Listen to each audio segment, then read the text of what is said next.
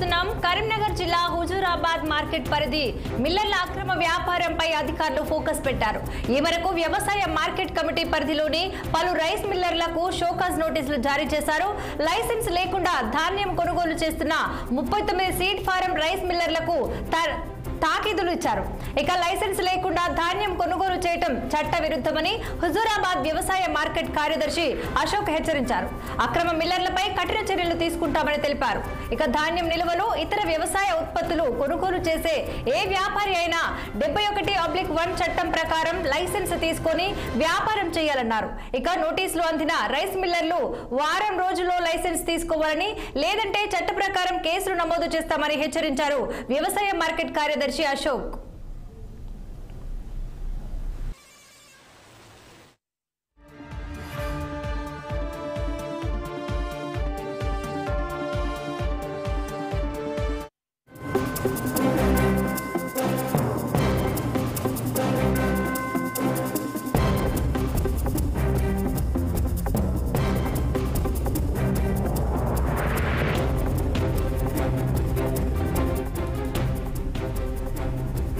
కరీంనగర్ జిల్లా హుజూరాబాద్ మార్కెట్ పరిధి మిల్లర్ల అక్రమ వ్యాపారంపై అధికారులు ఫోకస్ పెట్టారు.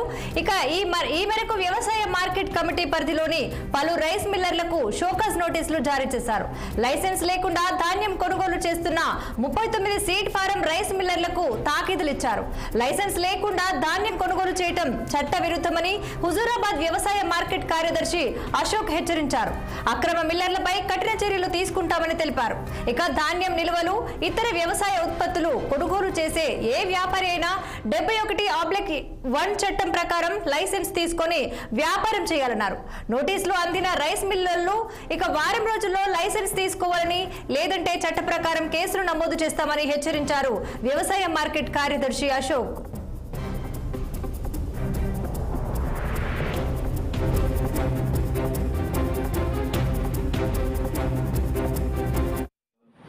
వేదరపల్లి మండలము, ఎలకతుర్తి మండలము, హుజూరాబాద్ మండలము మరియు కేశవపట్నం మండలాలు 4 మండలాలు ఉన్నాయి.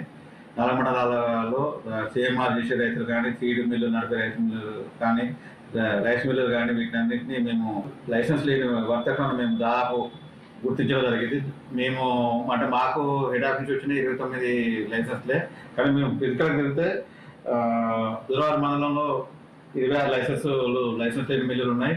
కేశవపట్నం మండలంలో 12 మిల్లులను గుర్తించడం జరిగింది. వాళ్ళు ఫస్ట్ నోటీస్ ఇచ్చారు, తర్వాత సెకండ్ నోటీస్ ఇవ్వడం కూడా జరిగింది. దాని తర్వాత ఈరోజు నేను మొన్న ఇవాళ మొత్తం మిల్లులను 39 మిల్లులను ప్రత్యక్షంగా తిరిగి వాళ్ళకు షోకాజ్ నోటీసులు చేయడం జరిగింది. వాళ్ళు ఏమనుకుంటున్నారంటే మేము ప్రాసెస్ చేస్తున్నాం కదా, మార్కెట్లో ఏమి సరుకు రైతుల దగ్గర అని చెప్పి వాళ్ళు చెప్పడం జరిగింది.